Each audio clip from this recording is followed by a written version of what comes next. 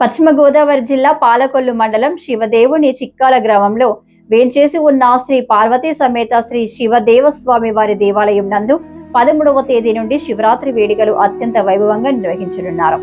శ్రీ శివదేవస్వామి ఆలయంలో సంతానం లేని దంపతులు శివరాత్రి రోజున అభిషేకం నిర్వహించి ఈ దేవాలయ ప్రాంగణంలో కొబ్బరి ముక్క నాటితే వచ్చే శివరాత్రి కల్లా పుత్ర సంతానం కలుగుతుందని చేసి శివరాత్రి కల్లా సంతానాన్ని తీసుకొని ఈ దేవాలయానికి దంపతులు వస్తారని భక్తులు అపార నమ్మకం. స్వామివారికి సంతానేశ్వరుడిగా ప్రసిద్ధి చెందారు. భక్తుల నమ్మకం. శివరాత్రి రోజున ప్రత్యేక పూజలు, సప్తహారతి, నాగహారతి, కుంభహారతి, త్రిశూల హారతి కార్యక్రమాలు నిర్వహిస్తారు. ఉదయం నుంచే అభిషేకాలు నిర్వహిస్తారు. అలాగే అఖండ అన్న సమారాధన కార్యక్రమంలో సుమారు 30,000 మంది పాల్గొని ఈ అన్న ప్రసాదాన్ని స్వీకరిస్తారు. సాయంత్రం సహస్ర దీపాలంకరణ, లింగోద్భవ అభిషేకం ఆధ్వర్యంలో జరుగుతుంది. 16వ తేదీ మధ్యాహ్నం స్వామివారి రథోత్సవం, రథానికి పూలాభిషేకం అత్యంత వైభవంగా నిర్వహిస్తారు.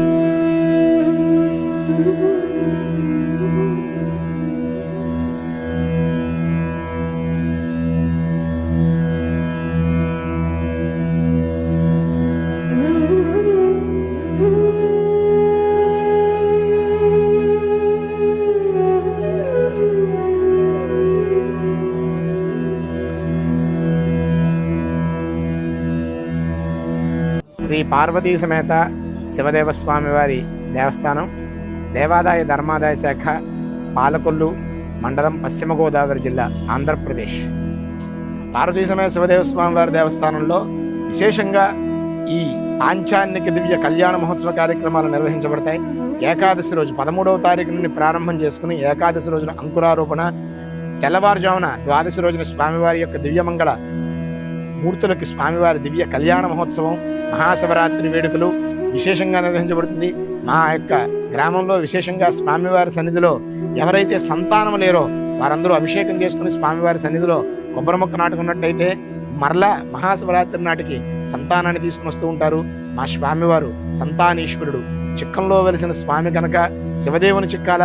అలాగే ఇక్కడ విశేషంగా ఎక్కడా లేని విధంగా అఖండ అన్నప్రసాదం ఎంతో విశేషంగా మన ఇంటిలో పెళ్లి భోజనం ఏ విధంగా అయితే నిర్వహిస్తారో ఆ విధంగా అఖండ అన్న సమారాధన గ్రామస్తులందరూ కూడా నడుం కట్టుకుని సుమారుగా 25 నుండి 30,000 మందికి అఖండ సమారాధన నిర్వహించబడుతుంది.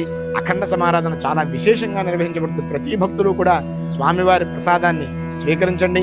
మహాశివరాత్రి పురస్కరించుకుని మహాశివరాత్రి రోజు నుండి స్వామివారి అభిషేక కార్యక్రమాలు, సాయంకాలం ఆకులవారు, కర్రావారు మొదలైనటువంటి వారి యొక్క అభిషేకం పూర్తయిన తర్వాత స్వామివారి ఆలయం మీద సహస్ర దీపాలంకరణ సేవా మహోత్సవం నిర్వహిస్తారు. అలాగే ఈ కార్యక్రమంతో పాటుగానే లింగోద్భవాభిషేకం విశేషంగా లలితాపీఠం వారి ఆధ్వర్యంలో నిర్వహించబడుతుంది.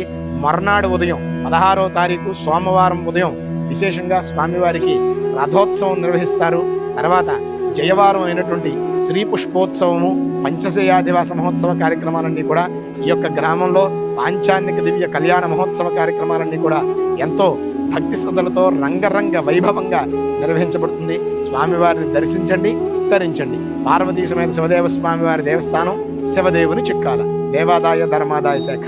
శ్రీ పార్వతీ సమేత శివదేవ స్వామివారి దేవస్థానం, శివదేవుని చిక్కాల, పశ్చిమ గోదావరి జిల్లా, పాలకొల్లు మండలం, దేవాదాయ ధర్మాదాయ శాఖ.